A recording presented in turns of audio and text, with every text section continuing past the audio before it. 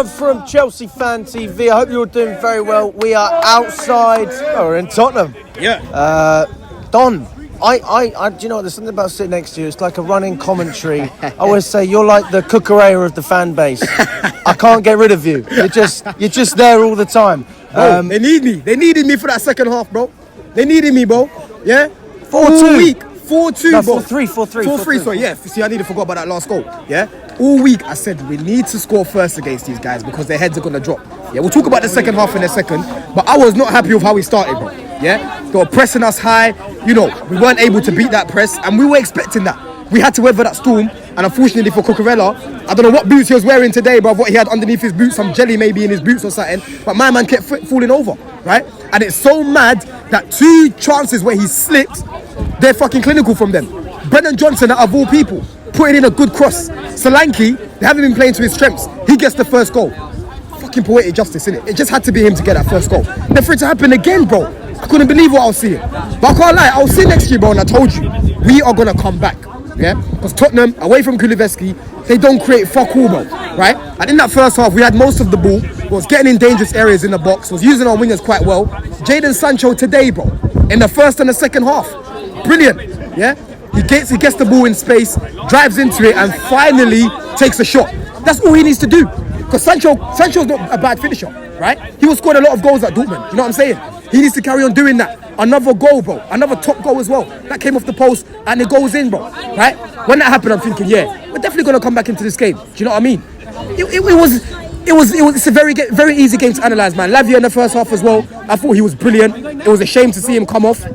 You know what I mean? But going into the second half, I was getting a little bit worried because I saw Enzo go into the pivot of Caicedo. And we know what Enzo's like up against teams like Spurs that press. He ain't the best off the ball. But boy, he was brilliant today as well, especially in that second half. The passes he was spraying to Neto to allow us to just get rid of that pressure in the midfield. It was so key today.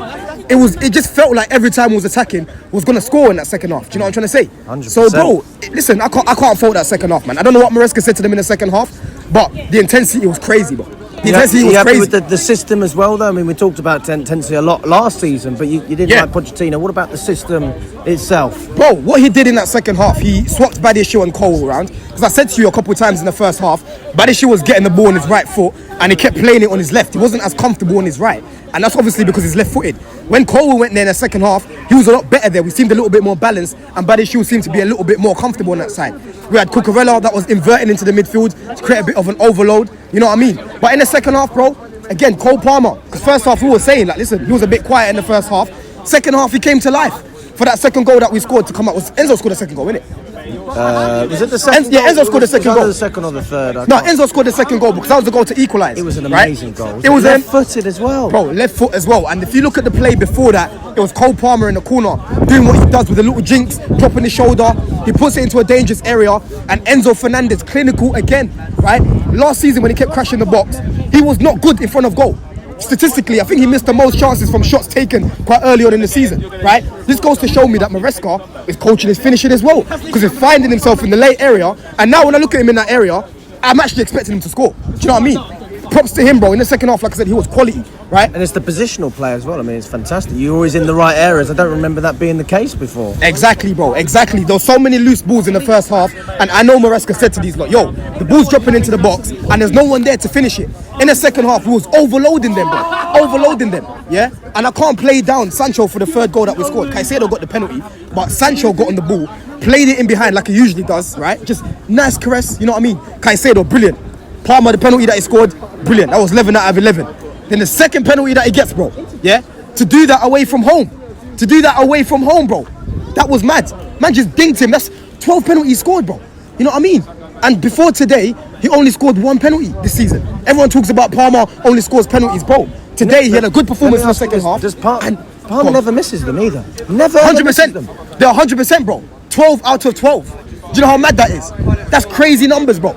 You know what I mean? I'm so happy, man, because all week I've been so confident that we're beating Tottenham.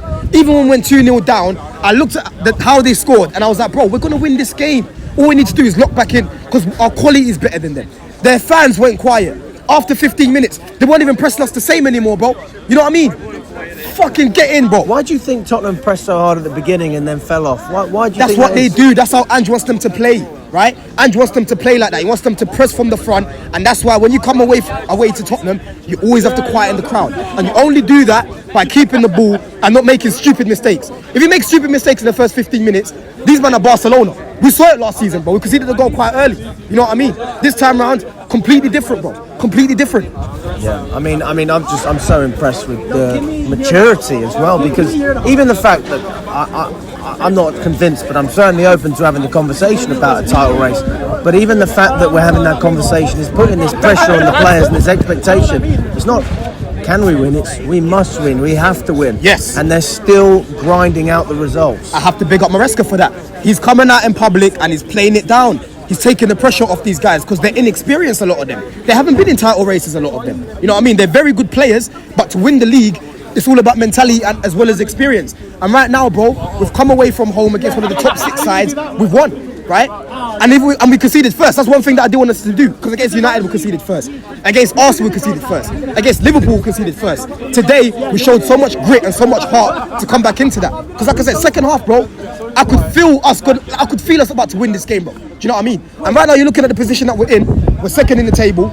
Arsenal dropped points earlier. United, I'm not even looking at them, but they fucking lost their game, right? You've got Man City dropped points. Liverpool getting postponed.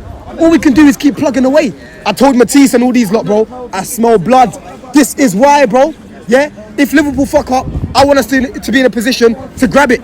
I don't know this thing about, oh yeah, our expectations only top 4 this season. Bro, expectations change when you can see new evidence provided. And the evidence provided right now is that we are in a title race. We might not win it, but we can compete for the league, bro. At least. That's the bare minimum right now, bro.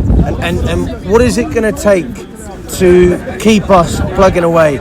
Because you still see mistakes. Yeah. And we're making up for those mistakes with a lot of goals that we're scoring, but there's not every game you can score 4 goals or 4 goals against Brighton or 6 against Wolves or whatever it is.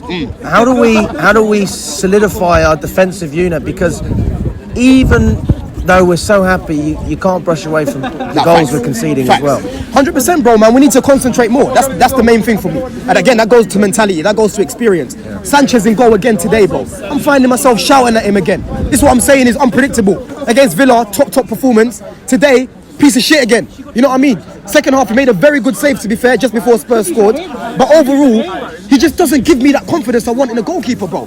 Everything from the back just isn't how I want it to be because of him.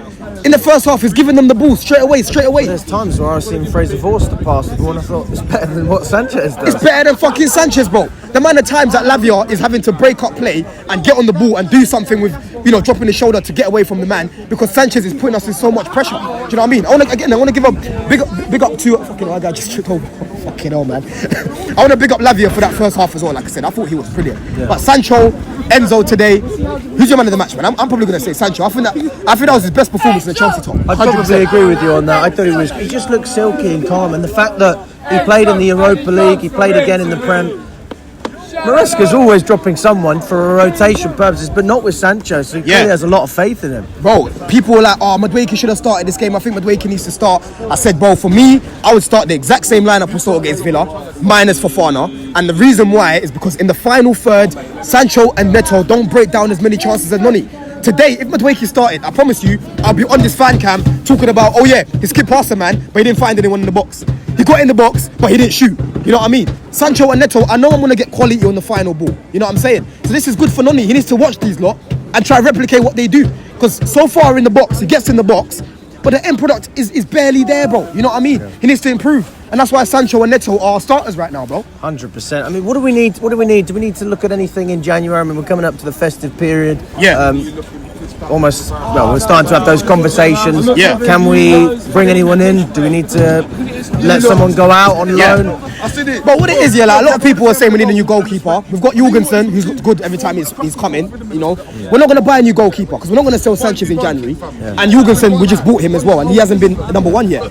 Centre backs, I'm hearing a lot of people saying we need centre backs again. Unless we sell someone, I don't see us bringing another centre back, bro. I honestly don't know what we're going to do in January. I'm seeing a few rumours about Anselmino might be coming back. He's a good centre back, a young one.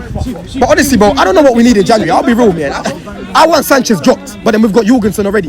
You know what I'm saying? And then centre backs right now, there's too many of them. That's the problem. Hey, let me ask you this as well, Don. What did you make about Gusto? Because we've had a lot of conversations about him inverting, him bombing down the right-hand side, which is what we liked him to do under Pochettino, taking up those spaces that maybe Palmer wants to get into, or another player. I mean, what did you make about his impact? Yeah, no, I thought Gusto was good today, man. On the ball, this was the Gusto that we were seeing last season. Defensively, he held up Son quite well as well. You know what I mean? He just came into that role. And it looked like Gusto from last season, bro. And the reason why is because he's not having to go into that fucking advanced position that he clearly can't play. It was Cucurella that was playing that role today. You know what I mean? So I thought he was good when he came on. You know what I'm saying? Hey, Don, always a pleasure, my friend. Thanks so much for coming on. Come on, my bro, man.